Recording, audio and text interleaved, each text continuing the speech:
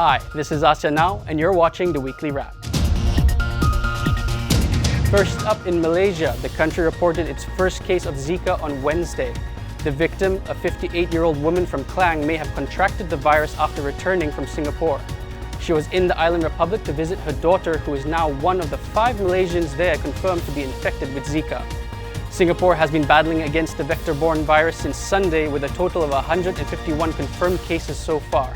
It is believed that the Zika virus may be linked with the microcephaly birth defect, a condition that causes abnormally small heads in babies.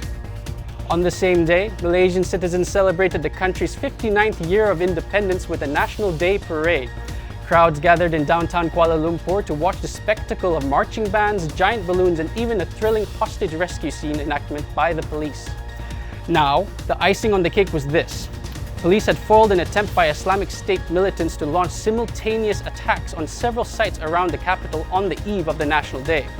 The first known IS attack on home soil occurred just months earlier in June. Moving on to the Philippines, the military deployed an additional 2,500 troops on Tuesday in its campaign against the notorious Abu Sayyaf Islamist group.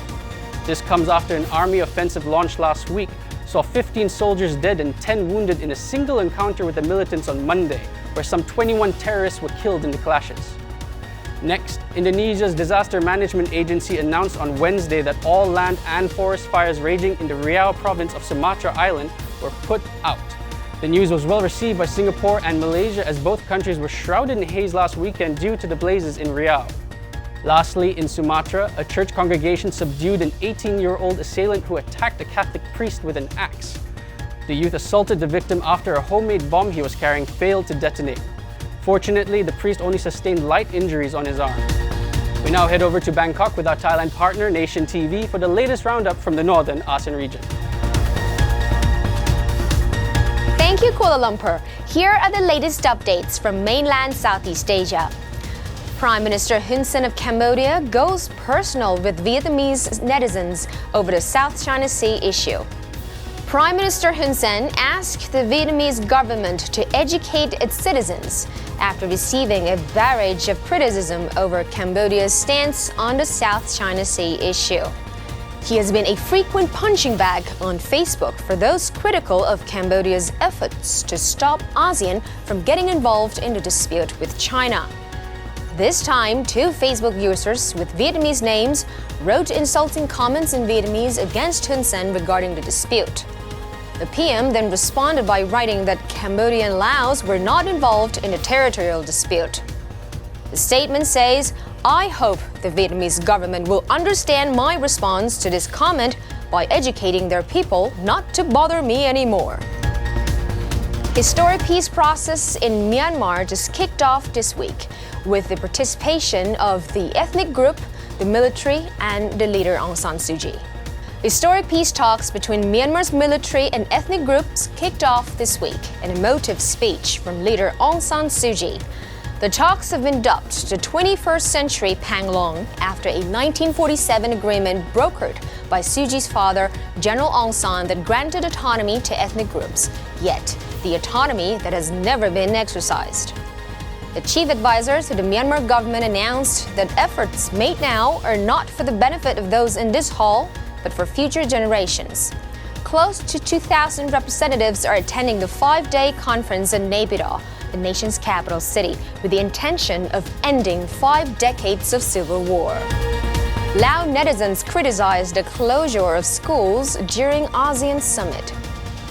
The Lao government has announced a temporary closure of schools and universities during ASEAN summit, which will take place on September 6 to 8.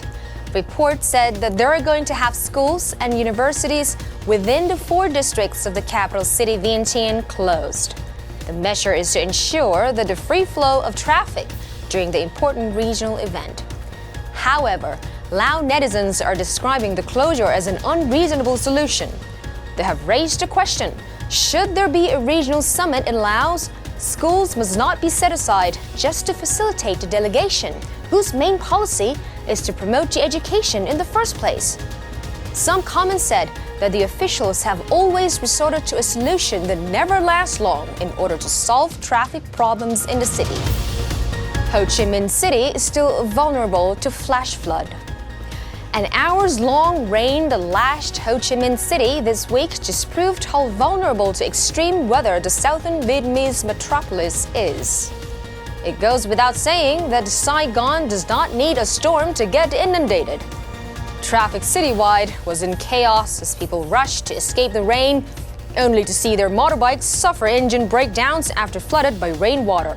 The city's Tan Son Nhat International Airport too was flooded, with numerous flights cancelled or delayed. Thailand is among the top 10 countries most watching YouTube. Thailand remains in the top 10 ranking in the world in terms of time spent on watching YouTube. According to a report from Google Thailand, Thai people have watched 1.7 hours of video daily on Google's YouTube this year, up from 1.1 hours last year. Thailand, Vietnam, and Japan are the 3 Asian countries to make the top 10 list this year. YouTube watch time in Thailand is spent up to 65% on mobile devices, up from 52% last year, mostly by a larger number of net population who are between 18 and 45 years of age. And this has been me, Patsurang Desha Pudarangsi. Back to you, KL. Thank you, Bangkok. Thanks for watching. I'm Daniel Al-Bakri and have a good weekend.